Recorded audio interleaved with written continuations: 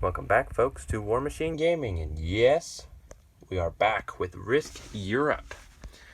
I'm pretty excited to start, and I hope you guys are too. Will we see another win and another victory from blue here, or will we see orange take it back? Orange, maybe? Or will we see purple steal it? I don't know. Or will we see green finally get the first victory? We shall see. We shall see. And as you guys know, in the last series of Risk Europe, Blue stole the victory from Orange. Blue rapidly expanded very quickly and took the victory right out from Orange's feet. So we will see who will be winning this time. Will Green be suppressed like last time? Will Purple be pretty weak like last time? Or will it all just be turned upon its head? And we will find out very soon. Alrighty, folks. I have set up the board. Everyone was given a random capital, and thus it ends up looking like this. This is the starting board. This is the start of round one, I should say. And so Orange got Rome, so he gets 2 crowns right off the bat. And Green has Constantinople, Blue has London, and Purple has Stockholm. And each faction gets 10 soldiers to deploy, and they get 2 territories adjacent to each other to deploy it. A territory adjacent to their capital to deploy it. So, without further ado, let's get right on into it. Alrighty, folks. Round 1 has come to a close. As you can see, Green now has archers, and he's the first one to have a new type of unit on the field. On the battlefield, well, the map, I should say. And round 1 was fairly quiet, but things are tensing up between all of the factions, actually. But let's take a look at our crown counter. Both Orange and Green have 3, and Blue and Purple have 2.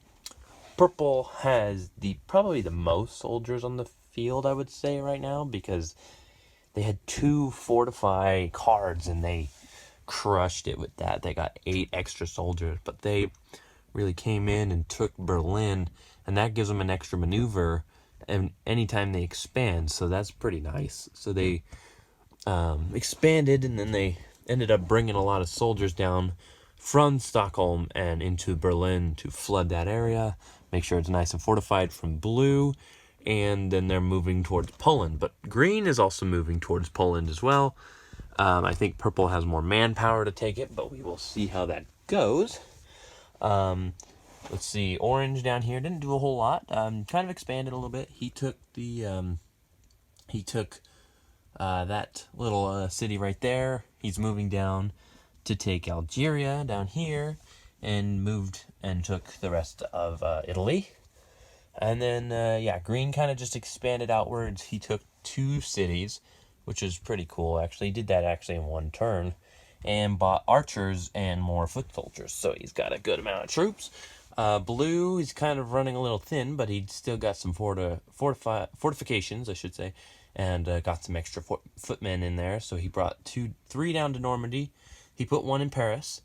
He still leaves a good amount of soldiers there to kind of defend if Purple or Orange were to attack. He still has a few in London and has moved to Wales to take Ireland. So there's been a lot of movement this round. And I believe we're going to do another round here. We're going to go into round 2. And by the way, if there's any background noise, I apologize. I think, yeah,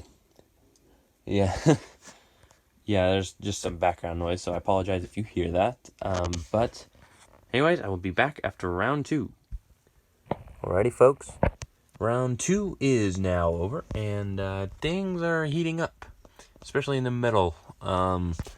Seems like Purple and Orange are getting ready to do something against Blue, possibly. I don't know.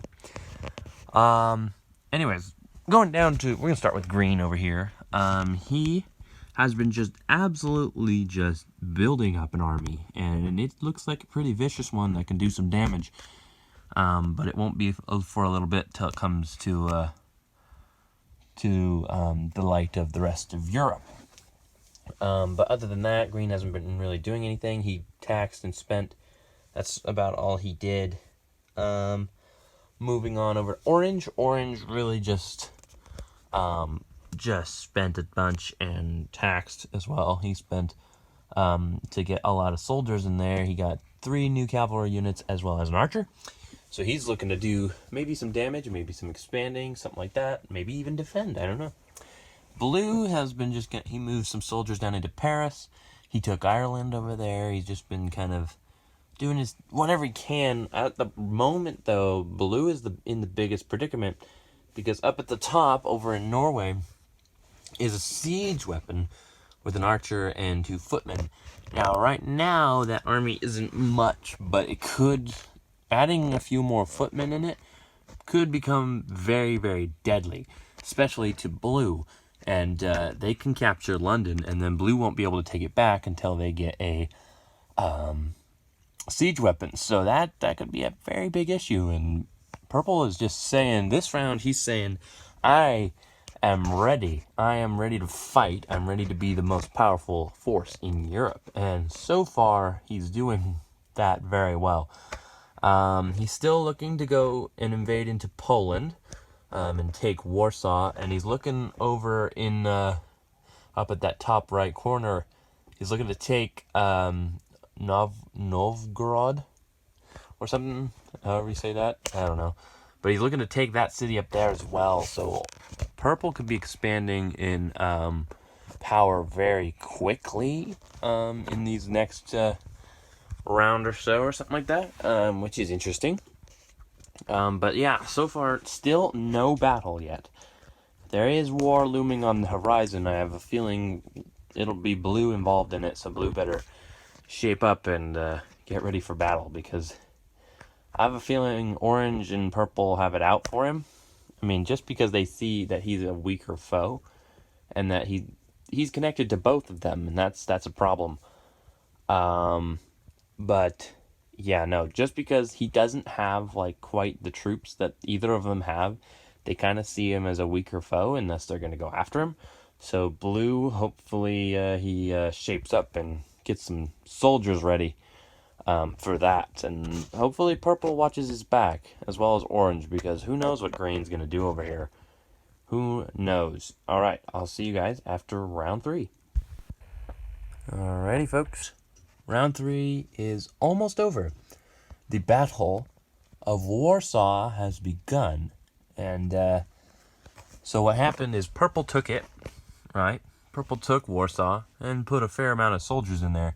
But green brought his army from Constantinople to Hungary, and then moved it into Warsaw and invaded. So now the battle awaits, and it is a huge battle, and I thought, let's see it, shall we? Let's see it. All right. So the way this works is first we'll do siege weapons. 3 or more hits, they get 2 attack dice.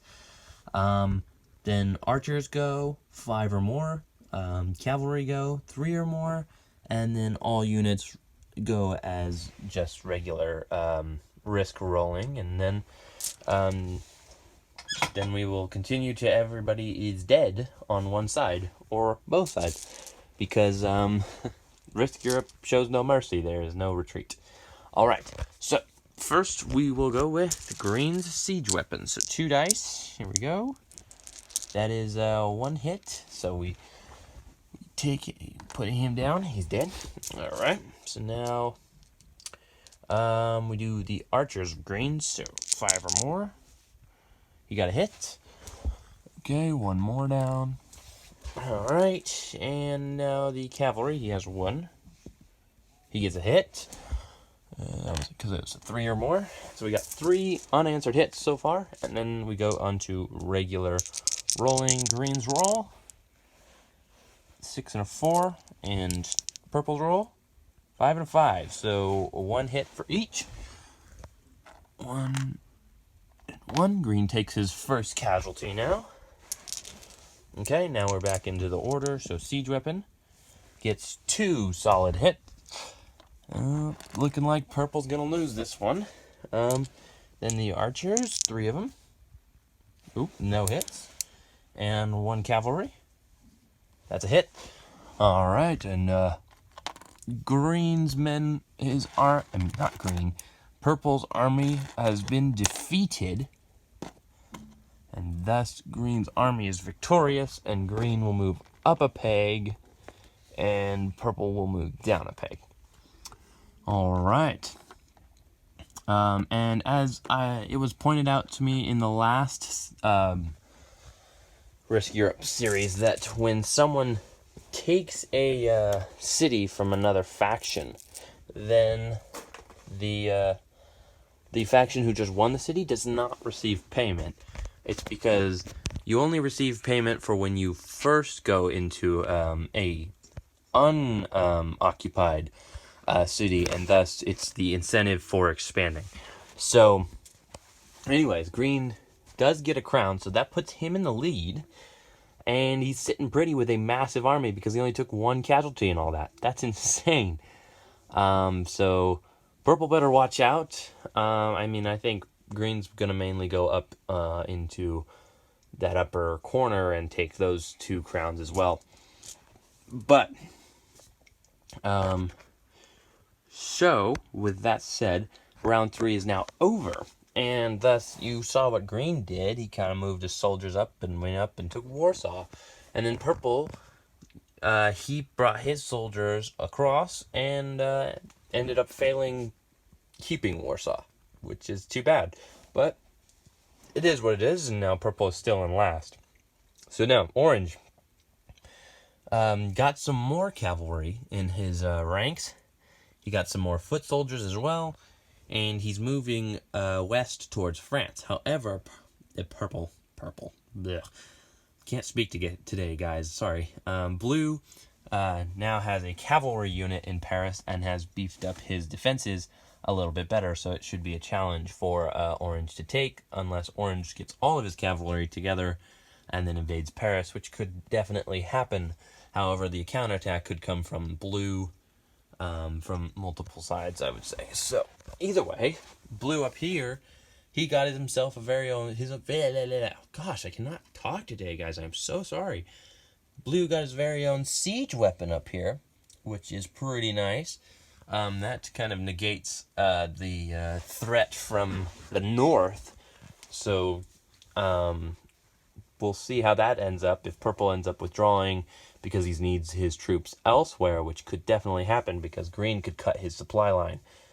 So that could be a problem. So I can see Purple bringing down his soldiers into Denmark or Stockholm or possibly even Berlin to protect that area. But either way, that's going to be it for this video, guys. Thank you so much for watching, and thank you for watching the first video of the new Risk Europe series. Saw a comment the other day that said, will Blue be dethroned? And if Blue doesn't get on his high horse, then if he doesn't get on his horse and go, then Blue will be dethroned, and by somebody that we will not expect, I suspect. But we shall see in the coming episodes. Thank you guys so much for watching again, and I hope you guys all have a great day. All right, peace.